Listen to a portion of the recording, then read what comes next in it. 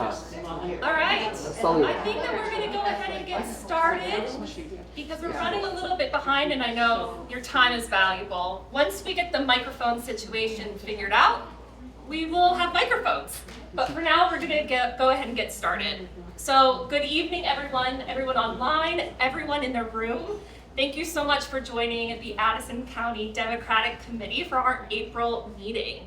My name is Eliza Spencer. I'm the chair of the Addison County Democrats, and I'm joined tonight by Tanya Biker, our vice chair, John Spencer, our treasurer. Where's Sarah? Sarah Buckley, our Middlebury College delegate, and I think we have our secretary transcribing right now. So welcome. We are recording this meeting both here on Zoom and our friends at Middlebury Community Television are recording, and this will be available on the Addison County Dems website after this meeting. I'd like to thank the residents at Otter Creek for allowing us to host our meetings here this month and pretty much every month, so thank you, residents at Otter Creek. We have a full agenda. We're going to focus on education policy tonight with Representatives Peter Conlon and Rebecca Holcomb. After that session, we'll have a brief business meeting, and we were originally going to end at 7, but we might be ending at 7:15 now, given we're starting a little bit late. So we're going to jump in, and the first thing on our agenda is to see if any of our wonderful legislators that are in the audience and online have anything that they would like to share with us. We have some time before we jump into our speakers. I'm looking at Ruth, I'm looking at Karen. Oh, well. Do you want to go first, Karen? Come on up here, Karen, because okay. And talk so they can see you and talk very loudly. Do I stand up right? Yes, sit right here. Thank you. Yes, very importantly, we're having a public hearing on access to primary health care this Thursday at the State House Room 11. There you can sign up to testify. You can do it in person, you can do it by Zoom, and if you just want to watch it, there's a YouTube link. But we're really wanting to hear from everybody in the state about their experiences, their recommendations, their suggestions, because we're very much focusing on primary healthcare access. We're also looking into reference-based pricing this week. So, but anyways, that hearing is, we hope to get a good turnout and really get a lot of perspectives to incorporate into our work. Thank you.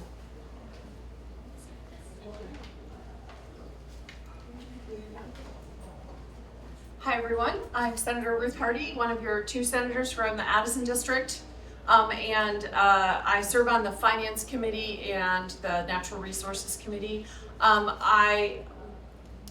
We are in the process of doing a lot of big things right now, so I'm hesitant to give you too much of an update on the contents of bills because they will undoubtedly change. But this week is a big week in the Senate. Tomorrow morning we have the budget on the Senate floor for our first vote on the budget, and I'm a little mixed on it, I'll have to say. And then the yield bill, which is the bill that sets the education property tax rate, that will be on the floor, and then the miscellaneous tax bill, which is the main revenue bill, which supports the budget. Of course, we have to raise revenue to be able to spend revenue. So those are the biggest money bills. We also are working on the transportation bill and the capital bill, which funds building projects, and obviously the transportation bill funds roads. The transportation budget is in a really hard situation right now with revenue.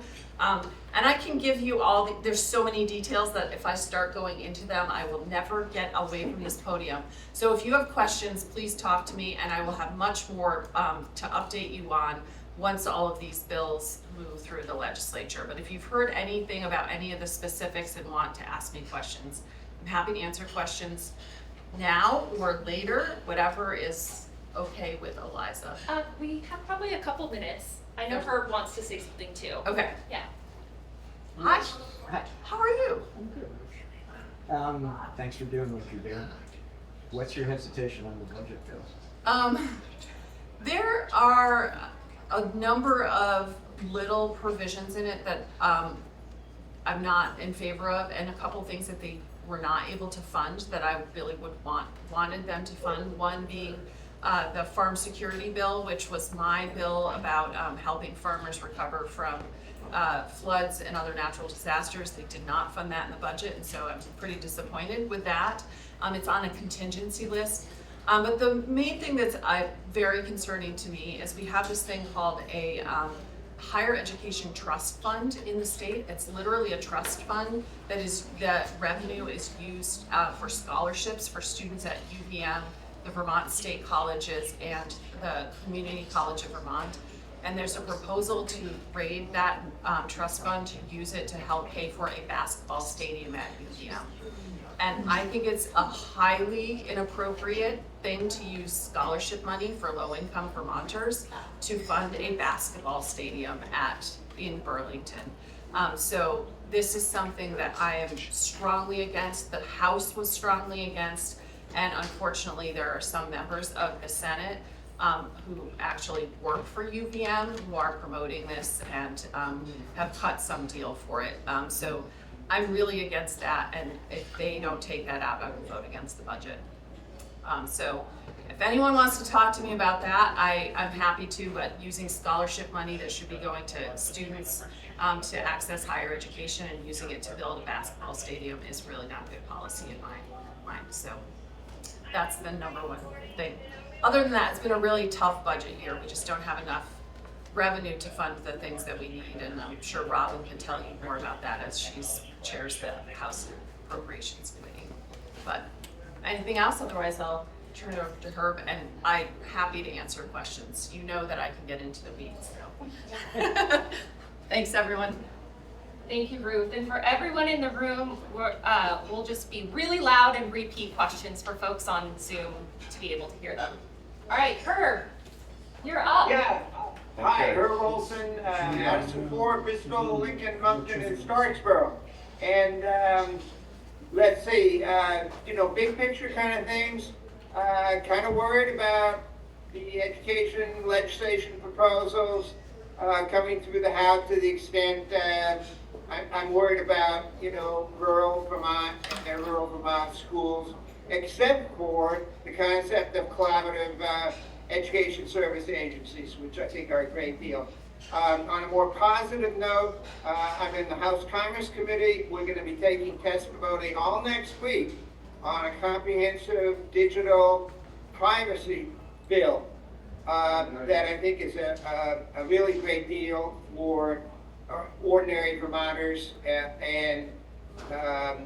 So if you want to do anything, reach out to people. There's going to be a whole bunch of interests that are seeking to oppose that, especially, they don't mind a bill, but they don't really want it enforced, So anything you can do to reach out and to support that kind of effort would be terrific. All right, thank you, Herb. Don't think this is working. We're just gonna talk really loud. Okay, any other legislators online? Okay, great, then we can shift to, Whoa, that was something. guys, I think there might be a ghost. But there's not another list. This is off. It's this one. Okay, we've got it. We've got a working mic. Whoa. It is nothing like just going with the flow here, right, folks? Okay, so we're going to move to our main session today, our special topic on education policy in Vermont. So for those on Zoom, please put your questions in the chat and we will help moderate for our speakers because we have a speaker on Zoom and a speaker in person. And then those of you who are in the room, since we only have one working mic, if you could ask your question and then Peter, if you could repeat it so that everyone on the Zoom meeting could hear it. All right, so our first speaker is Addison County's own Representative Peter Conlon from Addison 2 District, which is Cornwall, Goshen, Leicester, Ripton, and Salisbury. And he's the chair of the House Committee on Education and sits on the New England Board of Higher Education, Commission on the Future of Public Education in Vermont, and the steering group for the Commission on the Future of Public Education in Vermont. Locally, he's a member of the Addison Central School District Board and is a former president of Friends of the Cornwall School. He has represented Addison 2 district since 2017. Our second speaker here on Zoom is Representative Rebecca Holcomb from Windsor Orange 2 district, which is Norwich, Sharon, Stratford, and Thetford. She's a member of the House Committee on Ways and Means and sits on the School District Redistricting Task Force. Representative Holcomb is a previous middle and high school teacher, a school principal, a district leader, and served as Vermont's Secretary of Education from 2014 to 2018. In addition to founding the Greenway Institute, a National Science Foundation funded startup aimed at launching students from underrepresented backgrounds into sustainable engineering. She has represented the Windsor Orange 2 district since 2023. Representatives Conlon and Holcomb, we are honored to have you here with us tonight, and the floor is yours. Thank you, Eliza. Just a couple of corrections. I'm no longer a school board member. I haven't been one now for 3 years. And all of those commissions that I was listed as being on have come to a close.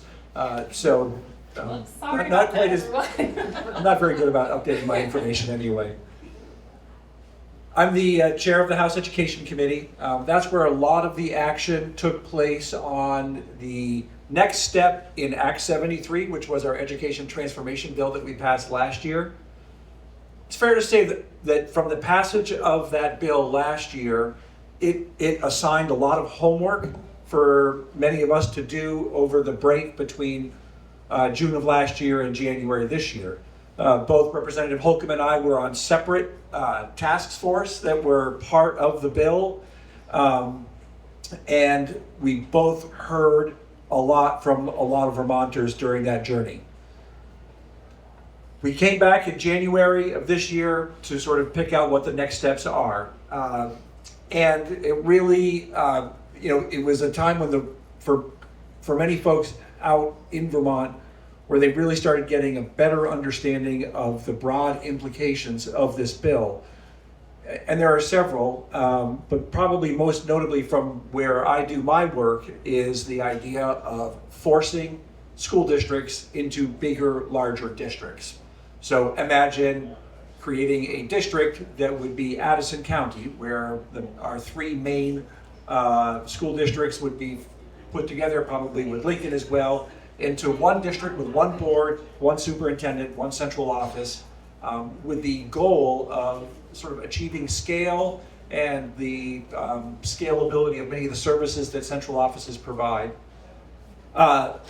So that's really sort of the concept that really seemed to awaken Vermonters as we sort of moved from last year to this year. When we came back, the work that Rebecca's task force did, which was the redistricting task force, they were to come to us with a map that said, here's how best to break up the state into newer, larger school districts. Here's our recommendation, and then we would take it up as the legislature. They came to a different conclusion. They said, really forced district mergers are probably not the best path forward, but shared services certainly are.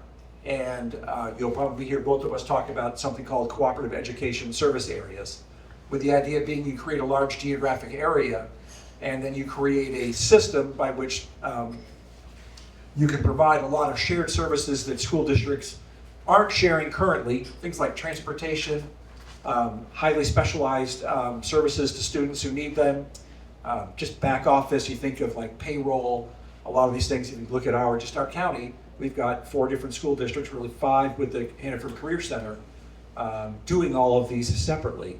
And there's a lot of opportunity for savings there. And that was the recommendation of the district task force, along with many others. But they basically said, we're not really sure forced mergers into newer, larger districts is the right path. We feel that these recommendations are the ones that the legislature should consider seriously.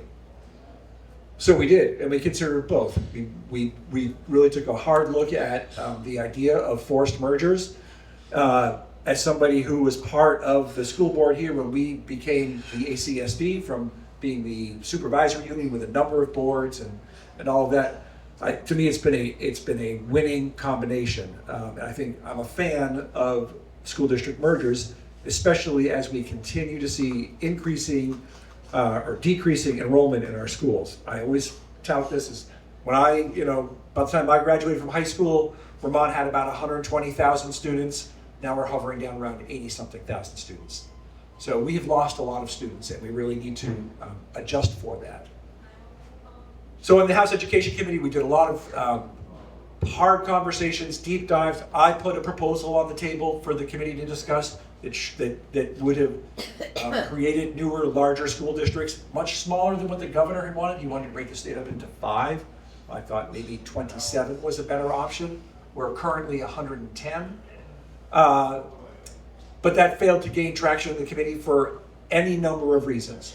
Some people were simply against forced mergers. Others were against how you would govern within that forced merger if you had an area that had different ways of delivering education. Because we have parts of our state that deliver K-12 education just like we do here, and then other parts where they just do a subset of that and then allow parents to choose where their kids go after, sometimes to independent schools and sometimes to public schools. Lincoln, for example, is an example of that. They only provide education in Lincoln up through 6th grade, and after that, parents can choose where to send their students, whether it be to a private school that's approved for that or to a nearby public school.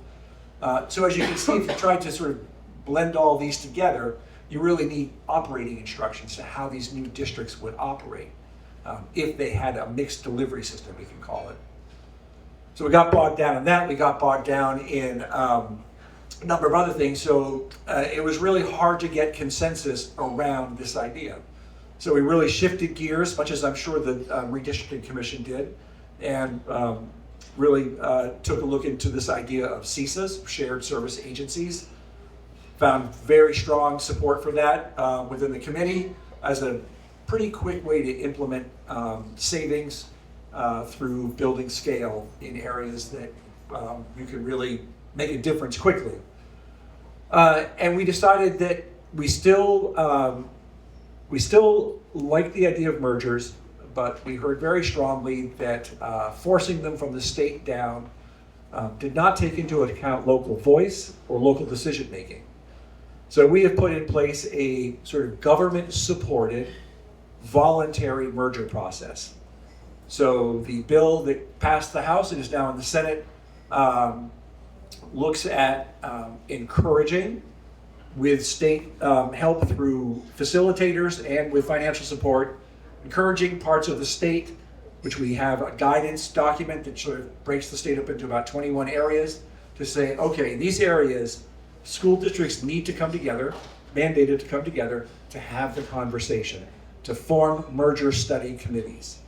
Now these merger study committees can say, you know something, not for us, we're not going to do it, and the process would stop. But should they say, you know something, a merger would be advisable, especially as we move toward a new state funding system, then there already exists in state law a whole process for doing that ends in all of the districts who want to come together voting on it. So it is a process that respects local voice. It is a little longer, but I think there was a real desire from many people, I wouldn't say all, but to do this in a way that sort of respected the democratic process as opposed to a top-down mandate, respected local voice, and made it more of a ground-up community process. So that's what we passed to the Senate. And what I will say is that's only a small portion of the bill. The committee that Rebecca serves on, Ways and Means, has a whole tax portion of it. Probably the key highlight that you hear about is the creation of a new tax classification for second homes that would theoretically be higher than our other tax brackets in order to generate more revenue for our education fund and to target that money at folks who are having trouble paying their property taxes. In the end of all of this, the idea is to have a system that can achieve scale, but also that can accommodate a new funding system, a new foundation formula funding system where the state says, here's the amount of money based on many factors that we believe your school district needs to educate its students, and then it's up to the district to manage to that amount of money. That's about 5 years out on the horizon that we imagine, and there's lots of steps along the way to get there. There's a lot of information we still need to get in order to implement that with fidelity, but that's still is all laid out in both Act 73 that we passed and H 955, which is sort of the next chapter in that journey. And it's a chapter that is going to unfold. We're going to have a new chapter every year as we learn more and adjust to sort of the realities that we have. And then sort of overshadowing it all, we still don't really know what the federal government is going to do with many aspects of funding that the state relies on. Things like Medicare, or Medicaid, excuse me, which is looming out there with some fear. I'm going to stop because I'd like to make sure Rebecca has plenty of time to talk about both her work on the redistricting task force, her perspective as somebody with a deep knowledge in education, and work on the Ways and Means Committee. Rebecca, it's all yours. Thank you, Peter. And I just want to give a big shout out to Peter. Peter, you put a lot of brave and hard issues on the table and, pushed issues and raised issues that are hard to talk about. So I really appreciate that. I also want to thank you for shelving some ideas that would have significantly raised cost in the transition. I think we all know we have a property tax crisis right now that we have to figure out how to respond to. And I want to thank you personally for trying to ask us not to do anything to make that worse until we figured out how to get ourselves out of the current situation. So thank you. I'll try to be quick because I think the important part is hearing questions. I would be remiss if I didn't start by saying that these affordability challenges are real. The quality challenge is also real, and if we want to lower costs for Vermonters, you can't do that with a funding formula. You really have to target the drivers of cost. And if you want to improve quality, you really have to focus on improving teaching and learning. And I'm grateful to Peter and to the Education Committee for looking at the regional shared services. It was ironic to be sitting in the House learning from the administration about how they're relying on shared services in healthcare, even as the governor was outside complaining about us talking about shared services in education. But this is an approach that is used in over 38 other states, including most other rural states, because it works. And it's not a silver bullet. There is no silver bullet. You have to do this through hard work. And we have a lot of work ahead, but I think we can do some really good things for kids and for our communities. I will talk a little bit about the foundation plan. I'll leave the other pieces of the bill out because it's a very long piece of legislation, and that's for another conversation. But I come at this a little bit differently, and part of this is sitting at the Agency of Education during Act 46. We reduced the number of districts by, I forget what it was, over 119 districts. Biggest voluntary, for the most part, merger process in the nation. And what happened was the districts that shared similar structures, if they all operated K-12, it was much easier to merge. Districts where everyone tuitioned or paid tuition vouchers at 9 through 12, it was easier for them to merge. Districts where everyone was tuitioned, that was easy to merge. Where it was difficult to merge and where mergers really didn't happen was, as Peter said, where districts had different structures. And so when we talk about which are the small districts, the districts with 500 or fewer kids, most of those are districts that tuition at some or all grade levels. And if you are paying tuition, you're buying education retail, so there really are no savings for merging because you're still buying retail when you're done. The other problem is there have been no mergers there, in part because people don't want to merge and give up choice, and people who are operating public schools are really, really concerned about the cost and the equity implications of giving up their public school. And so while I agree with Peter, I was part of actually a merger of 4 districts back in the turn of the century, right around the time Act 60 and 68 were going through. We merged, and we ended up having 3 districts that gave up school choice, and we all merged to form a unified high school. But it was a very different time. We had construction aid, people were worried about access, and we really wanted to find a way to provide better opportunities while bringing down our costs. And the challenges were significant, and the state really helped with that. It's a very different time right now. So what is this foundation plan that we keep talking about? And I think the way you have to understand it, we are using the research of an organization called American Institutes for Research.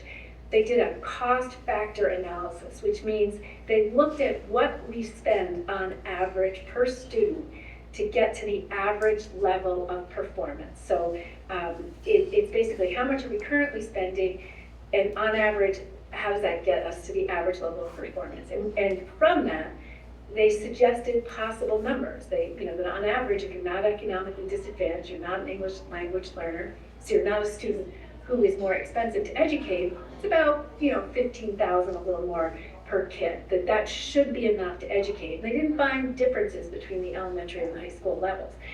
What the proposed foundation plan is going to do is put everybody on the same funding. So it's a convergence model where we're trying to bring up people who are spending less than that, and we're trying to bring down people who are spending more than that. So we're converging on average spending plus weights. We know some kids cost more, so we're going to give more money for kids who cost more to educate.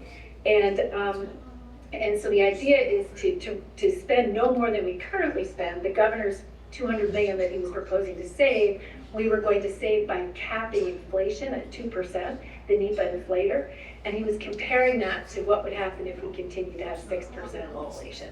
So, in effect, what he's doing is capping spending as if capping spending is capping costs. And districts above the cap will face pressure. That's what you're going to see in Addison County and other places where there's very low spending. They'll receive pressure to raise support. All students will be supported in theory to average performance. There are a lot of assumptions behind this formula that don't actually really hold, and we're going to have conversations about that. One of them is an assumption of no outside fundraising. Otherwise, different regions have different capacity to fundraise, and certainly many of our schools currently, our independent schools, have substantial endowments and outside fundraising. We're assuming that won't happen. We're also assuming that where spending is cut by 12 to 30%, which is what the modeling suggests, that families will stay in the public system, even though there's actually good research from other areas that some communities choose to spend more and invest highly in education. Some choose not to, but when you cut spending in places with very strong support for education, what you often do is have many families choose to leave that system. This model also assumes that geography doesn't matter as much. There is a subsidy for small schools that are sparse and isolated, but the assumptions around mergers, it assumes that when we merge, we can also close buildings in ways that make it possible to stay within this cap spending. And it also assumes that the right incentives are in place to support merging where it's needed. And one of the challenges that I see that we're going to have to face is as this voluntary merger conversation is going forward, people are still operating under the current funding formula. And what we know is the current funding formula, the same scholars who did the study have said that when this was implemented, we should not have weighted students who are tuitioned as if they had variable costs. So what we're doing in some places is overweighting students, and so what you see in some areas, I'll try to pick an area that's not yours. I was looking at Derby and Morgan. All the kids from Morgan actually tuition to the Derby Elementary School. These are two K-6 districts. One's all tuition, one operates. But because Morgan, even though it pays the same tuition for all kids, it's got a lower poverty rate than Derby, but because it's weighted for all of the variable costs that we assume small districts that are struggling to operate public schools have, they actually have a much lower weighted spending per pupil than does Derby, which is a higher poverty district. 20% gap. And so my point is that there's no incentive for a town like Morgan to merge with Derby, even though it's right next to Derby and sends all its kids to Derby, because it has a lower tax rate if it doesn't merge, simply because of the way the current funding formula is working. So there's some challenges here that make it difficult for people to even have these conversations. In addition, as we think about this, we're going to have to grapple with some real questions next year. Again, no state has used a foundation plan to lower spending. Most states use foundation plans to actually raise spending. So there really isn't precedent for knowing how that's going to play out here. The other thing we'll have to grapple with is if school budgets are capped, and if that cap is, and you're seeing on our eastern border of the state, sometimes capped at 15 or 20% below current spending. What do you cut first? And you know, what you're seeing also with small districts is that you really can't take the risk of a foundation plan. Because if you imagine a disadvantaged student, let's say you get $30,000 per kid who's economically disadvantaged, and you're a small school with 100 kids, and one family moves out that has 3 disadvantaged kids, you lose $90,000, you're gonna have to cut a teacher. So there's a lot of issues around how this works and whether it actually can work without mergers that really raise questions about whether this is a voluntary merger bill or whether the reality is, once this plan goes in effect, we're just gonna end up closing a lot of public schools. And that raises the question of when the closest public school closes, who benefits from that so-called choice that remains? And one of the challenges is we lost the designation language in the bill that was there last year, which would have sort of pushed more kids into fewer schools. And so now it's not clear that when you just end up buying retail because people are now doing choice, it's not clear how that's going to reduce total spending. And that raises the question, are we really transforming public education or are we managing its decline? And what will Vermont look like in 20 years if we follow this plan? And I say that just because this is not easy and there's a lot of hard work and unresolved questions ahead that we're really going to have to grapple with.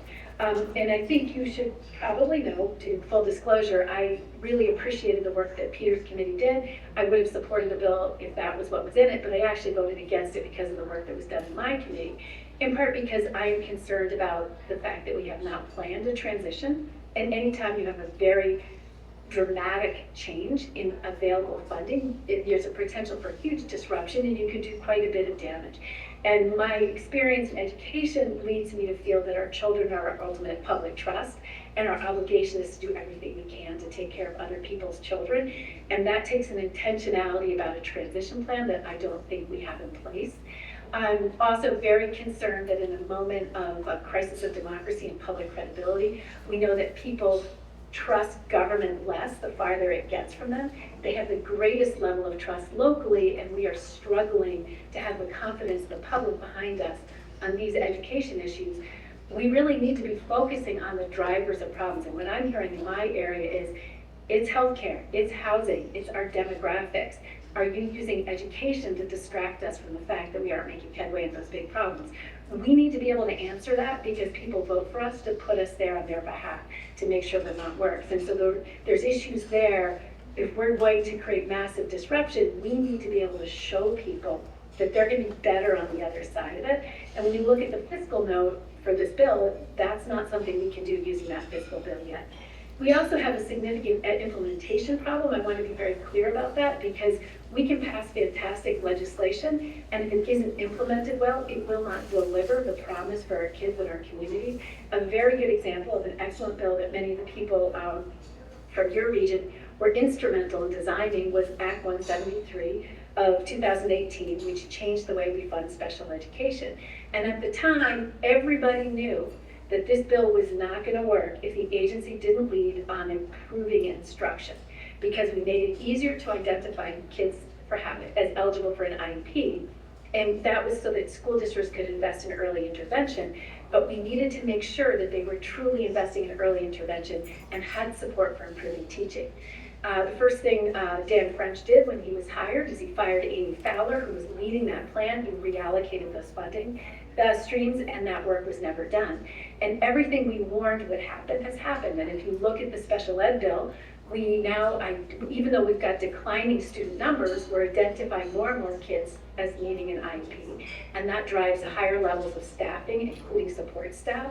And we also are, we're seeing that we place kids into substantially separate, often for-profit settings at twice the rate of the nation. And that's a violation of those kids' civil rights, but it is also an extremely expensive way to educate kids. And so I say that because we could pass an excellent bill, and if this administration doesn't implement it well, it doesn't matter because we won't get the benefit of it. And I just came from a forum a couple weeks ago where Zoe Saunders' entire explanation of the value of districts is they're just a way to get the money to kids. That's a public purpose problem that suggests that this administration is not committed to implementation. They're committed to a voucher model where money follows the child. They're not committed to funding schools to serve the kids that they serve and that they have. And, I'd just like to close with some words from Joey Donovan. You may remember her from over 12 years ago. She used to be the head of the education committee. And she said, the schools in Vermont do not exist for parents. They exist for the community and for the good of all of us. They exist because we have a common need to develop good citizens, good employees, good family people. And she also said that private schools should have to play within the same sorts of rules that other institutions do.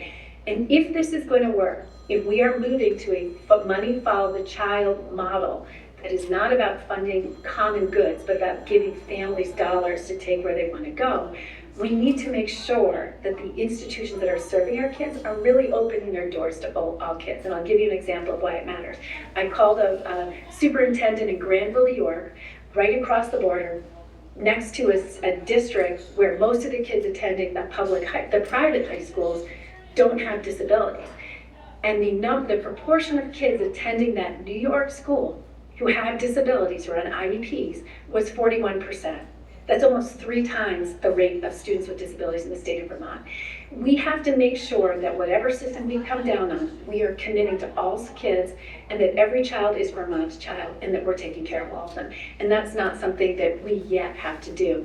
So, while I'm hopeful that we can get to better solutions because Vermonters need us to tackle cost and quality, I'm being direct on this because we have a tremendous amount of work to do in the next couple of years if the work that is currently taking place is going to leave us better off. And I'll stop there so we can take questions. We do have a question online. Maybe we can start with that one. Sure. So E. Cronin asks, does a foundation plan with mergers? Use the mic. You only have one mic, so try my best here. I can answer that question. I think just that want the to question repeat is, it, does the Rebecca. foundation plan account for transportation costs? Is that the question? And the answer is no. Transportation currently in Vermont is partially funded off of local district funds. It is also partially funded off of outside transportation grants that are administered by the education agency. This is something we are studying currently because there's huge variability. There's some districts that don't provide any transportation, and that obviously affects who can live there. In the case of Granville, the district provides transportation to the public schools in New York, but not to the nearby private schools, and obviously that has implications for who can access which schools. There are other districts that provide full transportation for all kids, and there are districts that actually pay parents for transporting their kids. So right now, what we have to do before a foundation plan goes into effect is figure out what our common expectations are for transportation to make sure kids can go to the schools that we say are the schools that are supposed to educate our kids, and figure out how to do that fairly. So that would have to be in addition to that funding stream. Yeah, go ahead, Dave. So my question is about kids. There is precious little conversation in the press and in our local school district about what's best for kids. It's all about what's best for taxpayers and not what's best for kids. So is that conversation different at the State House? The very premise of Act 73 is that we have to do something for taxpayers. We don't care about kids. That's deeply concerning to me.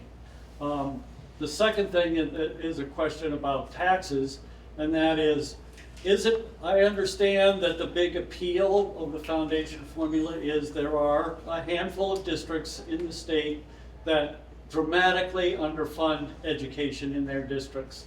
They're loath to raise enough tax money to support schools in their districts. So the appeal to the foundation formula is that we're going to raise per pupil revenue to those school districts in the foundation formula. Is there a way, using the current tax structure, to have those handful of districts receive adequate funding for their students? I'm going to take the first part of your question first, and then Rebecca could probably do a better job answering the second. In terms of are we thinking about kids, we have to remember we're comparing a future state with what we currently do, and what we are currently dealing with is some great inequity across the state in terms of per pupil spending. So part of the motivation here is to say we need to bring up the bottom, and because they're simply having a different experience. You can have kids living a mile from each other, but because they're in different towns and different school districts, they're having dramatically different experiences in high school, for example. So, that is part of it. And in today's challenge of ever increasing property taxes, we continue to face school boards and schools that are having to cut back every year in an effort to, get a budget passed.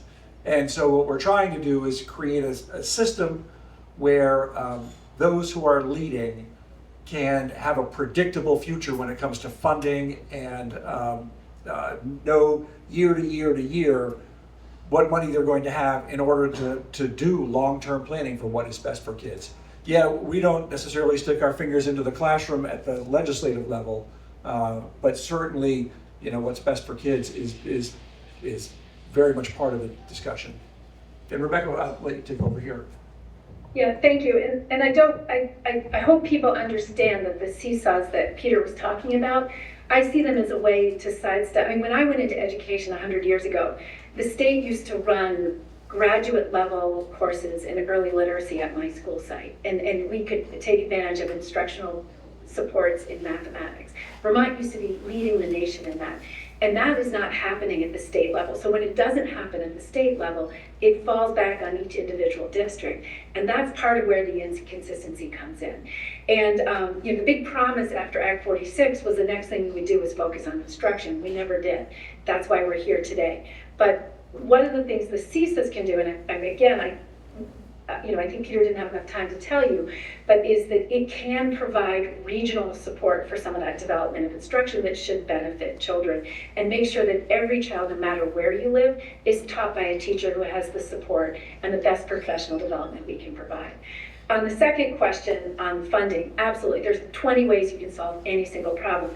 And they all come with pros and cons. We could, just as with Act 60, when Act 60 went through and Act 68, there was a minimum tax rate. So at the time, it was a different thing, and 30 years later, we've responded to incentives and now it doesn't work. But when that tax rate minimum went through, it did force some of the low spending districts to significantly raise what they spent on their children. In the same way, we did work a little bit with JFO to figure this out, and I thought it would make a transition plan. We could have said to certain low spending districts, and incidentally, I think all but one of them are basically majority Republican districts. I'm just going to say they're very responsive to the governor's messaging. But one of the things we could have done is said this is the minimum spending per pupil that you're allowed to have, and that would have forced those districts to start slowly inching up their spending towards whatever we felt was the necessary level of spending. One of the challenges we have is when you look at weighted spending right now, the districts that are being used to show up the ones that spend too much, almost all, with one exception of the lowest spending districts, are 100% tuition towns. They're overweighted. Their spending is not that low. It looks that low when you apply the weights because they weren't supposed to get the weights. And so there's some challenges around raising spending in tuition-only towns, because what are they going to spend it on? Because they don't operate anything. So there are some issues there you'd have to work about, but if you made some of the low spending districts like Barry or Slate Valley spend a little more, districts around them might also come up as well. So we could have done that, and that would have, unfortunately, it would have created some challenges around higher spending. The reason we are using a convergence model, one that is going to force cuts of, by modeling, something like 15% your region, is that we have to bring down spending in those higher spending districts, or we can't bring up the spending in the lower spending districts without raising total expenditures on property taxes. And so we're trying to create a closed model where we're bringing it down in some places and bring it up in others, so everybody has the same spending in theory as close as possible to the same tax rate. Whether that works, no one's ever done it. We still have to see how that works. And I think some challenges around this because of the porosity of the state budget. You know, when you have the Department of Mental Health with 20% vacancy rates, when you have significant underfunding of the designated agencies, and you have out of control healthcare costs. Thank you, Karen, because your community is doing a great job with reference-based pricing. It's very difficult for school districts to bring down their costs when our social safety nets at the state level are collapsing, and they are collapsing in some regions. And in fact, if you look at Vermont's spending per pupil compared to our neighboring states, Vermont schools spend about $2,000 more per kid on social supports, student support services. That's social services. In other states, those are funded out of the general fund and at the state level. In Vermont, we use our rural schools in particular as the safety nets of last resort. And so there's a tension there. When we cut funding in some of those places, what are they going to give up? We don't know yet. That's another thing we'll have to work through. John Frieden, go ahead.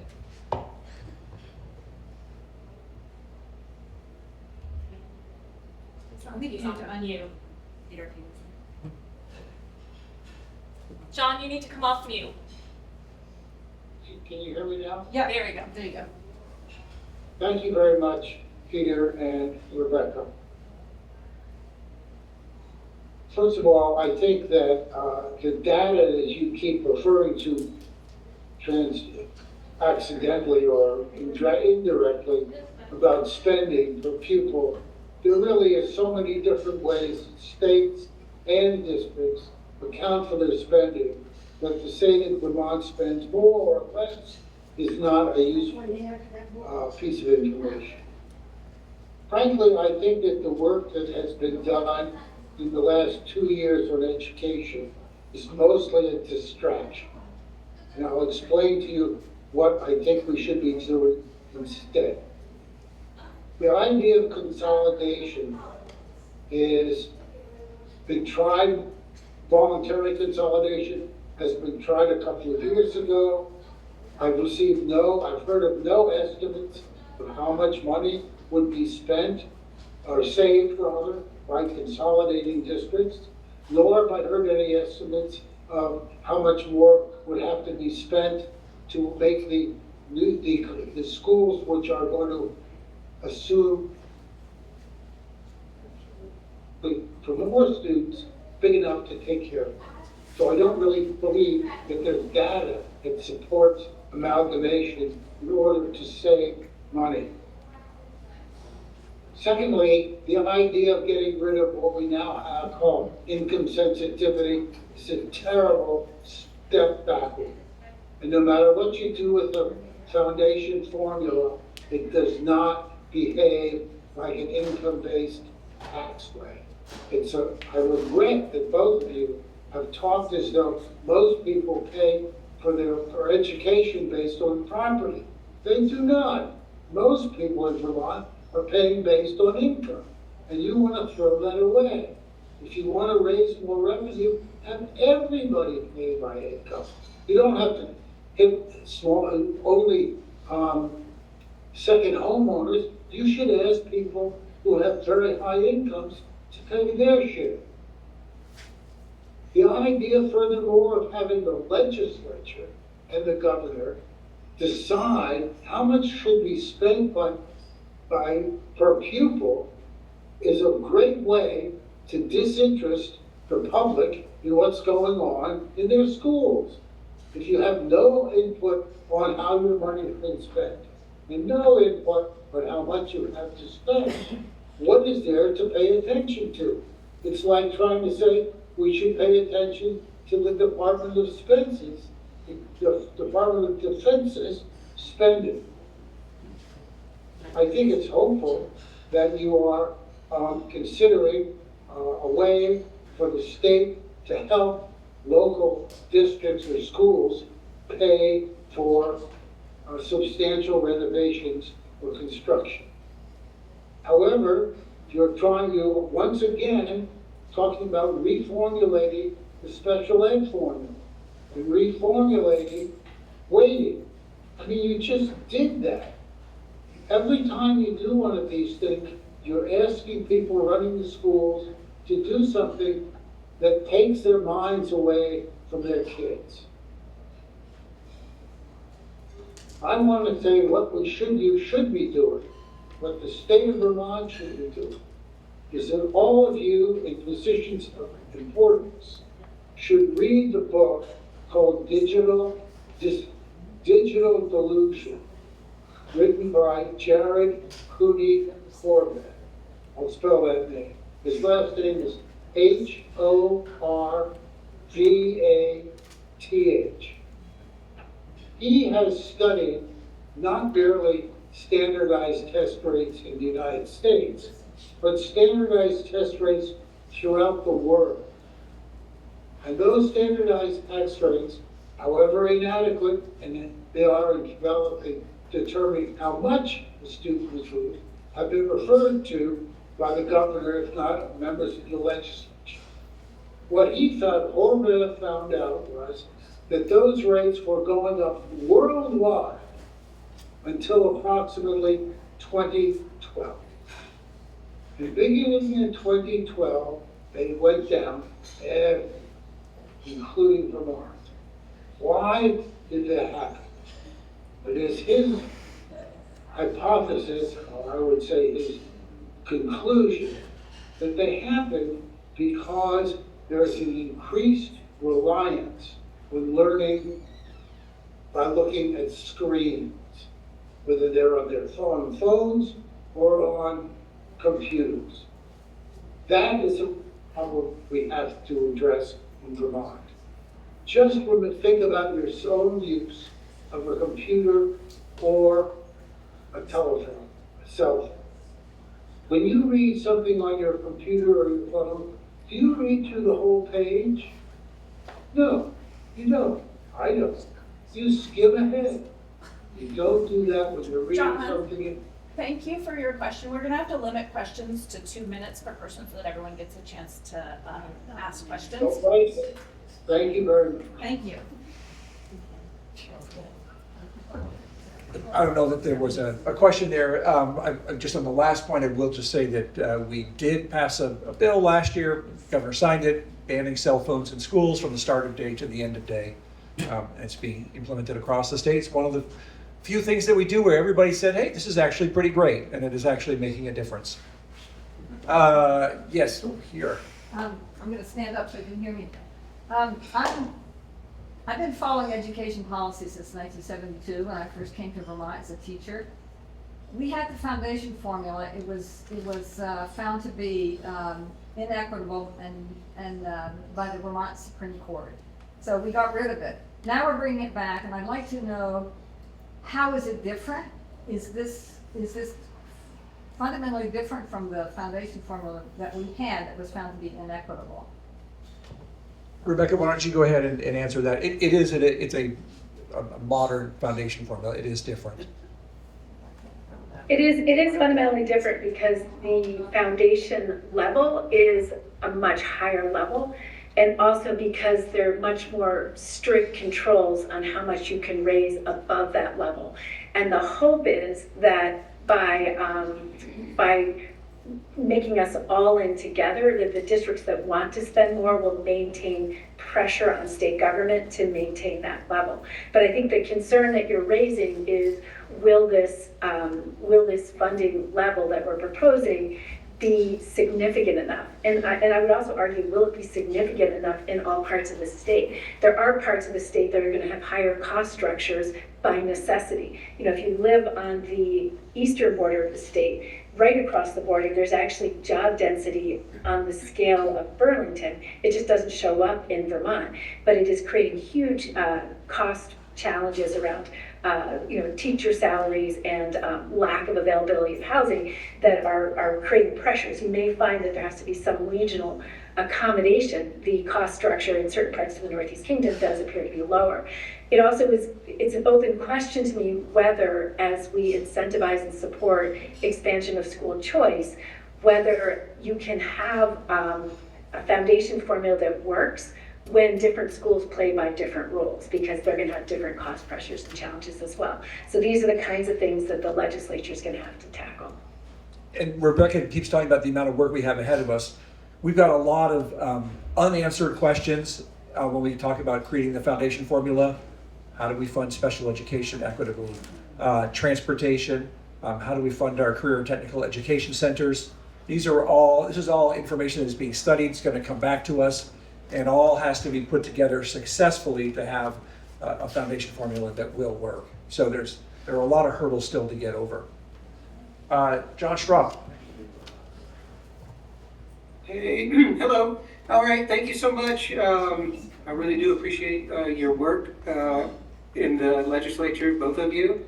I, as a person who was on a school board for 10 years, you know, I want to say something about dreams and the conversation that I hope we can get to.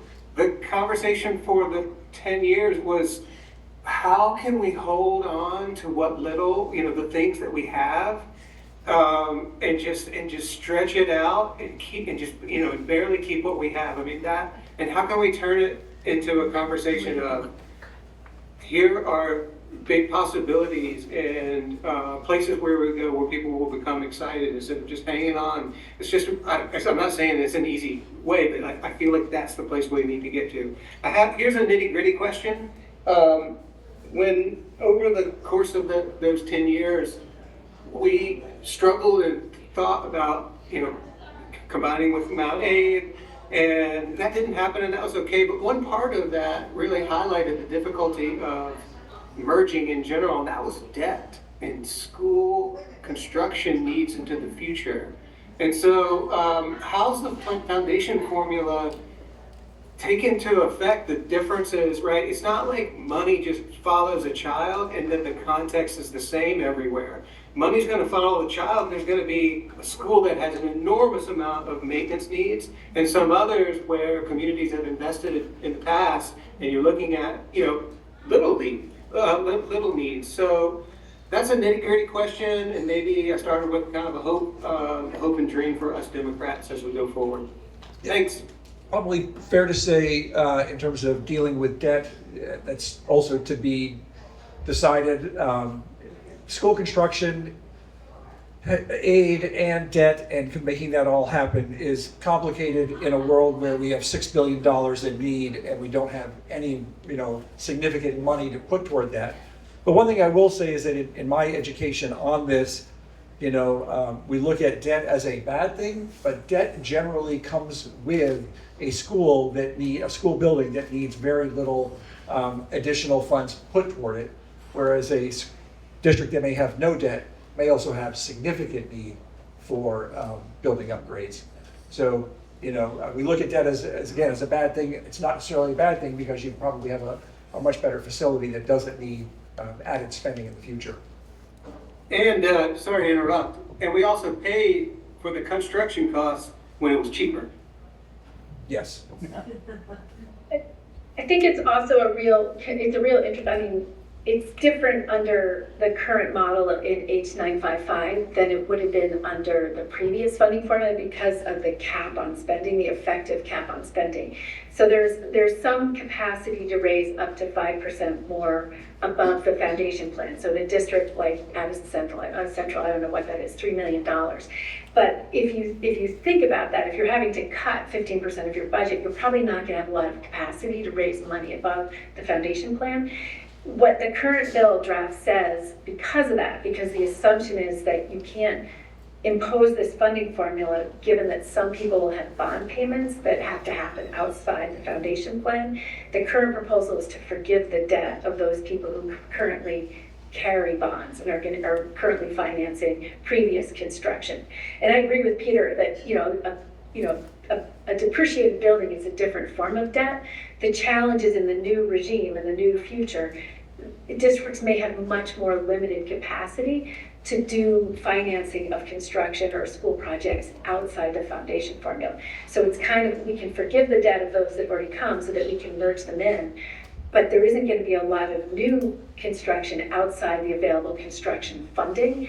And I think there's a sense that to the extent we can, where we have a problem and where we may need consolidation, it's going to be creating regional high schools.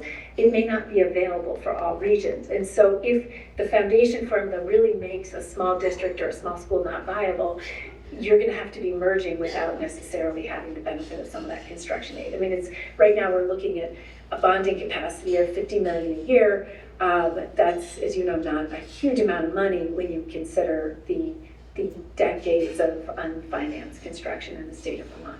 So these are real questions, and we've had some testimony in Ways and Means. I'm sure, Peter, you've had testimony in House Education about this. Certainly in our areas, there's a sense that if you've got the building, you're going to end up being the one people consolidate into. And so we are making decisions that are setting the table for the future. Just before we jump in, I wanted to check with Rebecca and Peter that you have some more time. We're a bit over, and I want to make sure we get questions. Okay? Go ahead, Mark. Hi, Paul Corlenza from Lincoln. How are you? Good. So being from Lincoln, I obviously have a point of view about the value of community schools and how important that is, not only to the kids, but to the community also. And I want to commend you. You and I have disagreed on a lot of things, but I want to commend you on this bill by not forcing districts to merge. I don't think it's been successful in the past. And as far as I know, there is not much data on whether what we tried to do with Act 46 succeeded or not. And it seems to me before we go forward, we force mergers. We have to know that. My question is really, since the governor seems to be on a different track, have you had any discussions with the governor? Do you see any room for compromise there? The answer to the first part is no discussions with the governor. For a while, we're talking frequently with his legislative liaison, but I would say those conversations sort of broke down as it became clear that a forced merger scenario probably wouldn't pass out of my committee or the House as a whole, and probably not out of the Senate. So, at a certain point, the governor's going to have to understand there's a political reality that just because he wants to will it into effect, that doesn't change the way people would actually vote. And this is a democracy, and the House of Representatives is very much representative of the people of Vermont, as is the Senate. And it takes a majority of votes to get a proposal through, and they just simply don't exist for the time being. And the governor's made some threats about pulling the budget back. I'm not quite sure how that scenario unfolds when you think about would you not fund the government come July 1st? That doesn't seem like a very smart move. And I'll just say this, that for really 18 months, I have pleaded with the governor's people that the only way a sort of forced merger scenario would ever happen, that people would get behind it, is if he went out personally on the road and sold it to Vermonters. What we heard repeatedly was, you just haven't made the case for me to support this. And while I have a different opinion, I tend to think that we do need newer, larger districts, and we need to get there as quick as possible. I have been in every corner of the state on this issue, listening to what Vermonters have to say. And I've heard what they've had to say pretty loud and clear. And what's been just incredibly disappointing to me is that the governor really hasn't gone out and done the work to sell this to Vermonters, to make the case that it's the right path to go down. So he really shouldn't be surprised that Vermonters aren't behind it.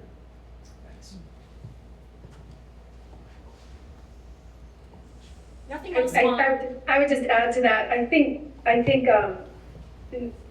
do think there is benefit. I agree with Peter. I was part of a merger. It was a successful merger, and I have no question that our students were better off post it, because we were able to share resources in ways that really did lead to improvement in instruction and more stability for kids in those districts. And if you think about it, I think the most recent school consolidation that really got a lot of attention was Bethel and Royalton, where they pushed their 2 middle schools together in one building and their 2 high schools together in the other building.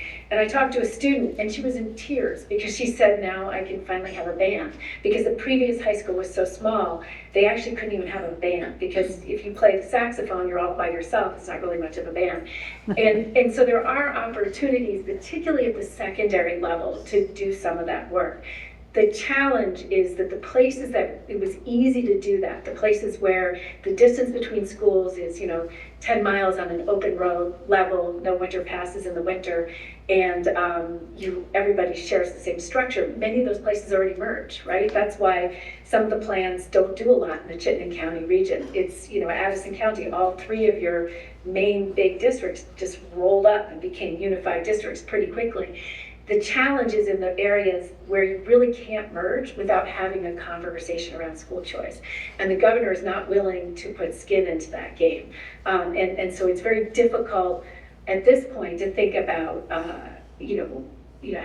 how we make those bigger districts without asking some either to give up their public school or give up their school choice. And I think that's something that the legislature hasn't been able to resolve.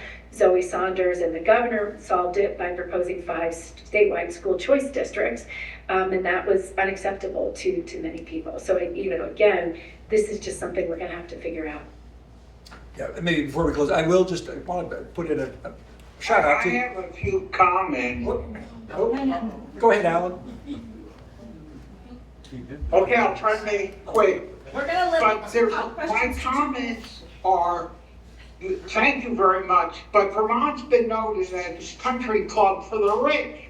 And this has shown up because most school districts have a severe decline in the number of population in each town. I can verify it with Starksboro. 2000, we had 2,000 students. 26 years later, we have 1,700 voters, and that's it. 1,400 voters, 300 students. I don't see the legislators looking at that medicine and education do not have quick fixes. Students can't be riding first to third graders on a bus more than an hour, even though it may be 10 miles, but do they do the stops and this and that? So I find that as a severe problem that the geography affects the way and where the students go to school. And I don't hear anybody talking about that. I don't see educators involved in the process. By this I mean, this summer, for example, a few teachers and an administrator should meet with some help from the state, and they should have spreadsheets so they could say, look at this surrounding town. The school used to have 200 students, now they have 100. How can we work together without having K through 3 riding on a bus for more than an hour? And I don't see any of this addressed. So the next thing is tax the rich, tax the rich. I don't see anybody looking at the data and saying, well, we could get 1% more from this group, 1% more from that. Nothing is happening. It's the same old stuff. Alan, So, I'm gonna cut you off there with just 2 all minutes. right, well, thank you very much. I'm sorry, but that's the way I'm feeling after spending 40 years in education and visiting more than 50% of Vermont schools. Thank you. Just want to say, all of those items that you bring up are being discussed locally and on a statewide level. The work that Rebecca's task force did this summer, they had all kinds of mapping and information in front of them about where people work, where people go, where the students are. And you do see it locally. In the Addison Central School District, they have effectively closed 2 schools because of the numbers dropping so far, that these schools really weren't doing a good job for students because of the numbers. And they figured out a way to combine with other schools that aren't an hour away. So just to say that these discussions are happening. And Rebecca, if you may want to talk about taxing the rich, since you're immersed in that in your committee as well. Yeah, well, I think there's so much there, Alan, and I don't know if I can get to all of it in a short time. I do share your concern. I wish we hadn't talked about the elementary schools, because you could close the 25 smallest schools in the state and no one would feel it. in their tax bills. I mean, it's just not where the money is. There are places where we could make a difference, you know, and they're not the places people think. It's Montpelier, frankly. It's Rutland County, where we could push kids into fewer high schools, and they actually used to have fewer high schools 20 years ago. Now we have more high schools and fewer kids. And so the distances are not great. So I think there is work there that needs to be done. It needs to have local participation to make it work for kids and make it work for communities. So I think there is work there. I heard a shocking statistic the other day. Of our single-family unattached homes, something like 40% are not owner-occupied. They're not people who are living here full-time. You mentioned that we're a museum state. We are turning into a museum state. I remember being in Ludlow at dusk and watching, was helping someone door knock, and as the lights came on, it was literally 2 houses on an empty block, because something like 80% of their housing is now second homes. One of the reasons that I have been advocating for that second home tax for several years is I actually see it as some of the most powerful housing work we've done. As we become an older state, and I'm there too, I'm getting my gray hairs too, as we get older, we use more healthcare, we use more expensive healthcare, and we have fewer people in our homes. So we have the same number of homes, but fewer people in the homes. That's why we have fewer kids in our schools. And if we want to make a difference on that, we have to be doing every single thing we can to make sure that there is housing available for the people who want to work here, who want to, you know, be our doctors, our nurses, our people who do the construction. People do everything, because right now, if you are a working Vermonter, this is a heck of a state to live, because you can't afford to make ends meet. And so we have to be focused on that. And I will support. I was very disappointed that housing language came with the contingency around the foundation plan, because I think we need to do it anyway as good housing policy. Because in my own community, where property values have been going up 10 to 15% a year, people will tell you that they're buying properties as a hedge on the stock market. I'm sorry, that's disgusting. We should not have empty housing being used as a hedge on the stock market when people literally cannot afford to live here. So that I hear you, we got to work on that. We have a housing crisis. We have a governor who's been asleep at the wheel, and we need to start holding them accountable for that, because we can't cut our way out of our problems. We have to actually be building housing and making the state a place young families can afford to live. With respect to the second question, taxing the rich, one of the challenges we have, you know, the House has actually approved a bill, and I would just frame this as, you know, the Tax Jobs and Whatever Act of, you know, Trump in his first term actually reduced the tax liability of the wealthiest Vermonters.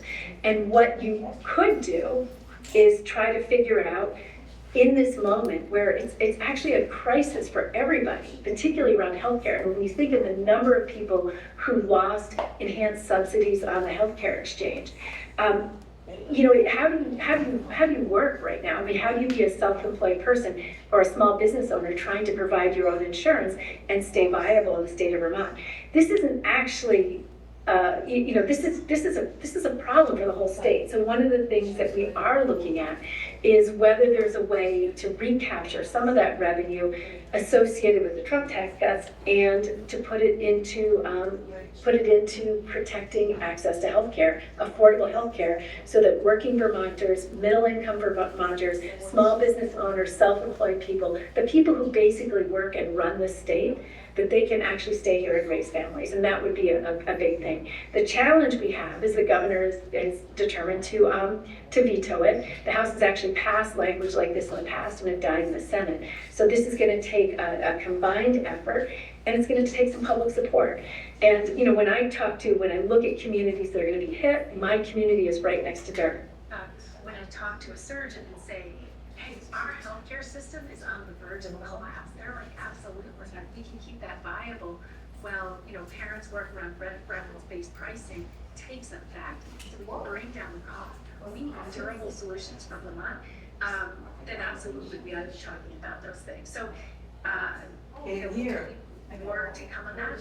We hope to keep it targeted at making this a place working families can call home and raise their kids. But again, you can't, if you want to solve a cost problem, you know, there are some things we can do. I think it is a problem that we rely on for-profit schools that charge $250,000 a kid And we've had a number of them that we find out don't even have special educators on staff. Or they're billing districts for services that aren't provided. They're not well overseen. I think the seesaws will actually find ways to provide better services to kids in our communities, near their schools, near their homes, and do it at a better price point. Because I think we have outsourced our responsibility for kids in ways that don't serve them well, and that frankly are really expensive. And I think that the seesaws are an opportunity to put our arms around those kids and bring them back home. And do some really good things. And we're talking about almost $190 million a year that I think could be used better to do better for kids. All right.